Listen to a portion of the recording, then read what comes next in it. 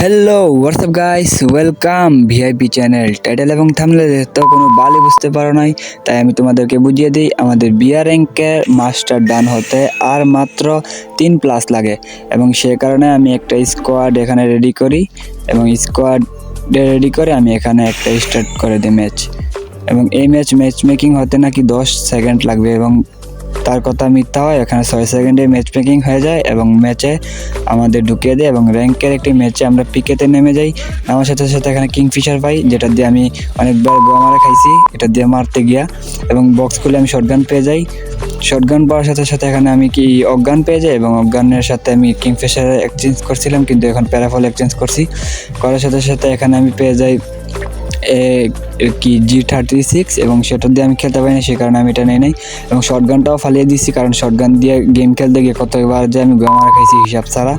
এবং এখানে আমি টোকেনটা ক্লেম করে নেওয়ার সাথে সাথে এখানে আমি কিছু এআরএমও খুঁজতে পাই, এবং সেগুলো আমি নিয়ে নিই, SMG এমন যেটাকে বলছিলাম। এবং সেখানে আমি ইউএমপিটা পেয়ে যাই, ইউএমপিটা নিয়ে নিই, এবং এখান থেকে আমি এটা নিয়ে নিই। নেওয়ার সাথে সাথে এখানে একটা প্লেয়ার দেখি এবং তাকে মারার চেষ্টা করি, কিন্তু ড্যামেজ পায় না, কিন্তু উল্টা আমার বইরা দেয়, মানে বইরা দেয় বলতে কিছু ড্যামেজ দেয় আর কি।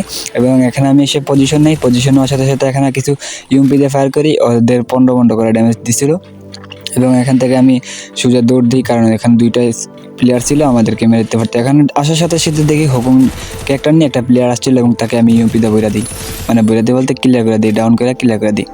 এবং এখানে আসার সাথে সাথে আমি একে দিয়ে একটাকে মোটামুটি একটা ড্যামেজ দিই এবং হেডশট দিয়ে ডাউন করে ফেলি। এবং যেহেতু ডাউন আমি করছি, তো এটার তো বাঁচার অধিকার নাই, সে কারণে আমি এটাকে পুরোপুরি ক্লিয়ার করে দিই, কারণ আমার কত জায়গা কিল এইভাবে আমার খাইছি হিসাব ছাড়া।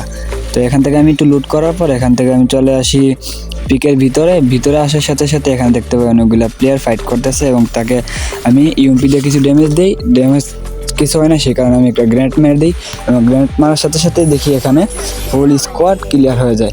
সেই জন্য আমি এখান থেকে চলে যাই। চলে আসার সাথে সাথে এখানে দেখতে পাই একটা প্লেয়ার আছে, এবং আমি দৌড়ে যাই তার ছকে একটা মেরে সেখানে গিয়ে আমি তাকে প্যারাফল দিয়ে ডাউন করে দিই। ডাউন করার পর এখান থেকে কিছু লুট করে নিই, এবং সেখানে গিয়ে আমি এটাকে ইউএমপি হাতে নিয়ে তারপর এটাকে ক্লিয়ার করে দিই, কারণ আমার SMG র্যামও অনেক বেশি ছিল, সেই জন্য এটাকে ক্লিয়ার করে SMG র্যামও কমিয়ে নিলাম। তারপর এখান থেকে সোজা দৌড় দেওয়ার সাথে সাথে এখানে চলে আসি লঞ্চ প্যাডের কাছে, এবং লঞ্চ প্যাডে আসার সাথে সাথে দেখতে পাই কি বল দেখতে পাই আল্লাহ জানে। এখানে সোজা চলে আসি কি তাকে কাতালুস্তিয়া।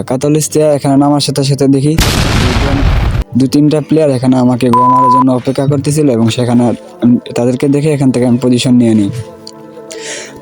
নিয়ে এখানে একটা প্লেয়ারকে আমি পুরা দূরে হেডশট দিই, কিন্তু হালার ভিতর কি ক্যারেক্টার লাগাই জানি আল্লাহ জানে, হালার করে ডাউন হয়েছে না।